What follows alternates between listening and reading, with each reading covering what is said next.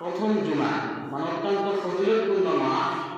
এই মাসে যে আমরা প্রথম জুমা পেয়েছি, এই জুমার দিনে আমাদেরকে এনেছেন, এই জন্য সকলে বলে আলহামদুলিল্লাহ।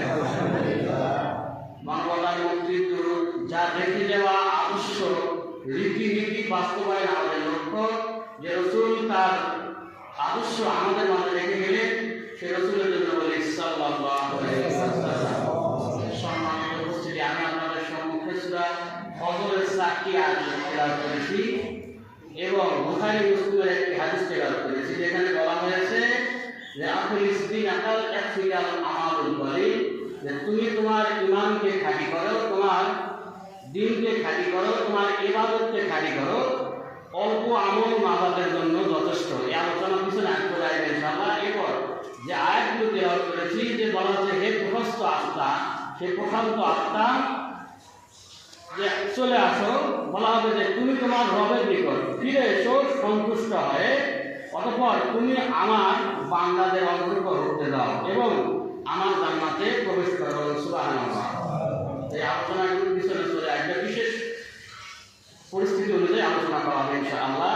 তো আমাদের সামনে রামাদান মাস, তো রামাদানের প্রথম যে জুমা পেয়েছি, রামাদানের ফজিলত সম্বন্ধে বলতে হবে, যেহেতু রামাদান মাস, এজন্য এই বিশেষ বস্তুগুলোই এর আদেশ নিষেধ এগুলি বলতে হবে, যদিও আপনাদের জানা আছে।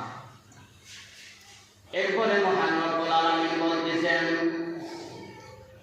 রামাদান মাস এতে মানুষের দিশারি সৎ পথের সুস্পষ্ট নিদর্শন, সত্য পথের পার্থক্য রূপে কোরআন অবতীর্ণ হয়েছে। তো সুতরাং তোমাদের মধ্যে যারা এই মাস পাবে, তারা যেন এই মাসে সিয়াম পালন করেন। এই মাসে সবচেয়ে গুরুত্বপূর্ণ যেটা সিয়াম রাখার পর, সেটা হচ্ছে কুরআনুল কারীমের ফজিলতের কথা বলা হয়েছে। বলা হচ্ছে সবচেয়ে পরিপূর্ণ যেটা সিয়ামের পর, সিয়ামগুলো রাখার পর যে আমাদের যেটা সবচেয়ে গুরুত্বপূর্ণ যেটা, সেটা হচ্ছে কোরআন মাজিদকে অধ্যয়ন করা, এটাকে বোঝা, এটাকে জানা।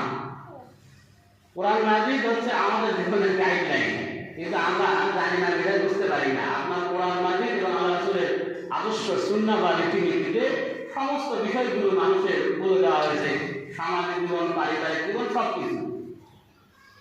তো কেহ যদি 100 রাকাত নফল সালাত আদায় করে, বোঝেন, মানে ফরজ সালাতের পর যে সালাতগুলো, আপনার ফরজ সালাতের পর যে সুন্নাহ আছে এগুলো না, নফল যে সালাতগুলো, যেমন তাহাজ্জুদের সালাত, এছাড়া এই আপনার এই সকাল থেকে বলুন সালাতুল দোয়া, স্বাস্থ্যের সালাত, এই জাতীয় যে নফল সালাতগুলো আছে, এগুলো যদি 100 রাকাত আদায় করে, আর ওই ব্যক্তি যদি একটা আয়াত শিক্ষা করে, তার থেকে বেশি ফজিলত পাবে। সুবহানাল্লাহ। কেউ যদি কোরআন কারিমের একটা আয়াত শিখে সুন্দরভাবে, আর এই ব্যক্তি যদি 100 রাকাত নফল সালাত, এর থেকে এই কোরআন কারিমের একটা আয়াত বেশি ফজিলত পাবে। সুবহানাল্লাহ। কিন্তু আমরা এটা শিক্ষা করি না, কারণ আমরা বুঝতে জানি না, আমরা এই ফজিলতগুলো জানি। এই জন্য ইবাদতের আগে ইলম শিক্ষা করতে আগে বলা হয়। আপনি যে ইবাদতটা মনে করেন সালাতে আসছেন, সালাতে যদি পদ্ধতি আপনার জানা না থাকে, কেমনে আপনি সালাত আদায় করবেন? সালাতে হাত কোথায় বাঁধবেন, রুকু করবেন কিভাবে, সিজদা করবেন কিভাবে, তিলাওয়াত করবেন কি? এই জন্য আপনার ইবাদতের আগে ইলমটা, যে ইবাদতের যে পদ্ধতিটা, এটা আপনার শিখতে হবে। আর ইবাদতের পদ্ধতিটা আপনার কোরআন কারিম লাগে, কোরআন কারিম তেলাওয়াত না করলে আপনার সালাত হয় না। এই জন্য কোরআন কারিম প্রত্যেক মুসলিম নর নারীর উপর শিক্ষা করা খরচ, কিন্তু আমরা শিক্ষা থেকে দূরে যাওয়ার কারণে আজ আমরা অত্যন্ত পিছনে পড়ে গেছি। আমরা খুব বেশি দিন না, আমরা সামান্য কয়েক বছরে একেবারে আমরা পিছনে চলে গেছি, খুব বেশি দূরে না। যে ব্যক্তি কোরআন তেলাওয়াত করে সুপারদর্শী, সে সম্মানিত ফেরেশতার ঘরে স্থান থাকে, বলেন সুবহানাল্লাহ।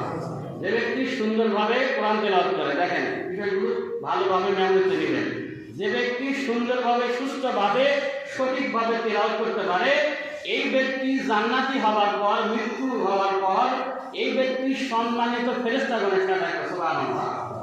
এখন যাই পারে না, আর যে ব্যক্তি তেলাওয়াত করতে পারে না, কিন্তু কষ্ট করে জিহ্বার জড়তা, বানান করতেছে, হালকা কষ্ট হচ্ছে, আল্লাহ রাব্বুল আলামিন দেখতেছে, সেটা পারতেছে না, এই ব্যক্তি উচ্চারণ, কিন্তু কষ্ট করে অপরগতা সকল সে তেলাওয়াত করে, তার জন্য রয়েছে দ্বিগুণ পুরস্কার। শিক্ষা।